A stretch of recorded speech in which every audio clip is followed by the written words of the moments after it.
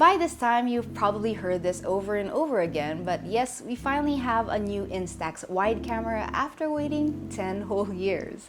This is the Instax Wide 400, the direct successor to the Instax Wide 300. Now, one of its biggest changes, most obviously, is the design, but there are a couple of things worth talking about on this camera, so let's get to it.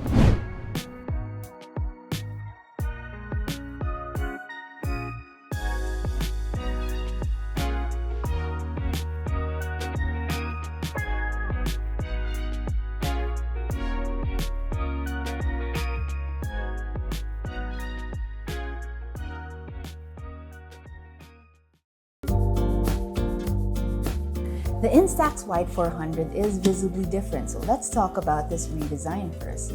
Obviously, it is a more compact camera this time around, and the viewfinder of the Wide 300 that used to be right here has been moved to this side, just above the shutter button. Now, this isn't just a design choice, as it actually makes framing easier and a little bit more accurate. Beside it is the flash, nothing new about that. Now, I'm going to skip over this lens for now and go straight for this new thing, which is the self-timer. This is a little toggle that you can set from 4, 6, 8, or 10 seconds. And unlike the Mini 99, the Wide 400 offers visual and audio cues. We'll show you a sample later on, but for now, let's finish the walkthrough of this camera. Now back to this lens.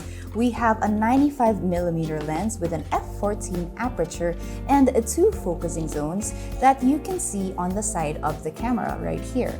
And like any Instax camera, you just twist to turn it on. The Instax Wide 400 also comes with a clip-on close-up lens just like before.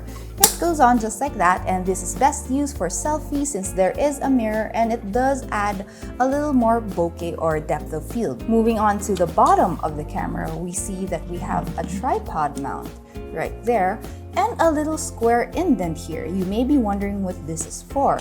Well, this is actually for the new camera angle accessory that comes with the Instax Wide 400. These are basically little plastic blocks that you can use to prop up the camera for a better shooting angle. I suggest to always have this nearby since it's become pretty useful, and the best way to do that is by attaching it to where you attach your neck strap right here.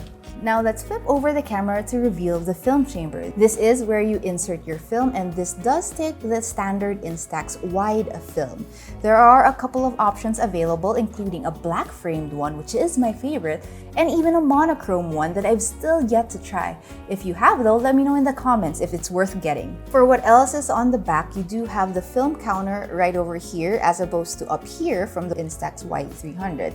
For those familiar with Instax cameras, you might notice the absence of any sort of controls on this camera. No exposure, no flash controls. That's because, like I said earlier, the Instax Wide 400 does operate on a fully automatic system that's controlled by the sensor right here. More on that later on because it's about time to test that self-timer.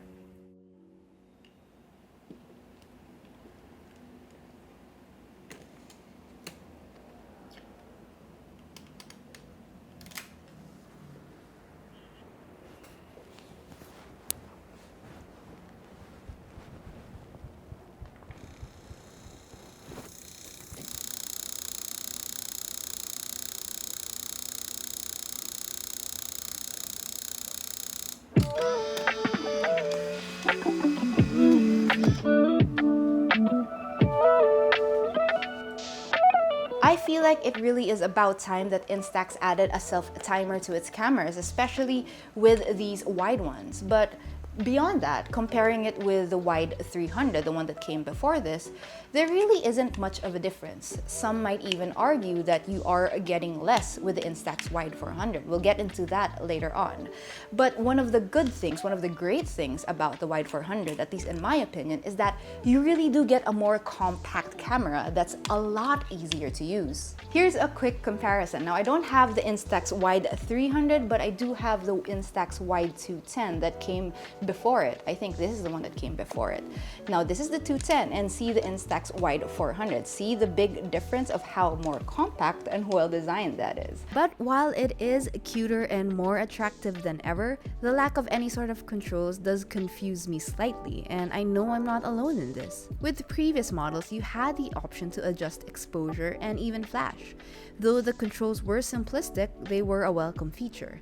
Instax does try to assure that with its automatic exposure system, photos will be properly exposed. I've had little complaints with the automatic exposure system except for one thing.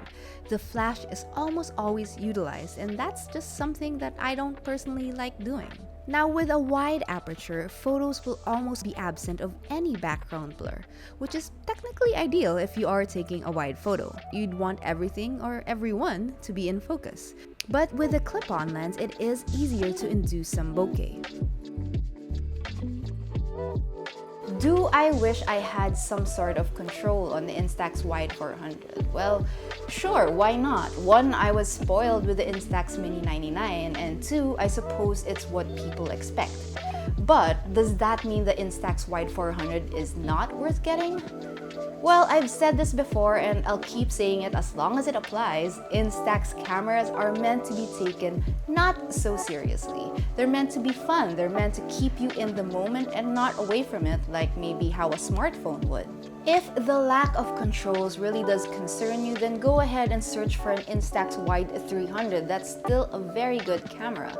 But me personally, I would opt for the Instax Wide 400 on the looks alone and the fact that it's just so easy to use.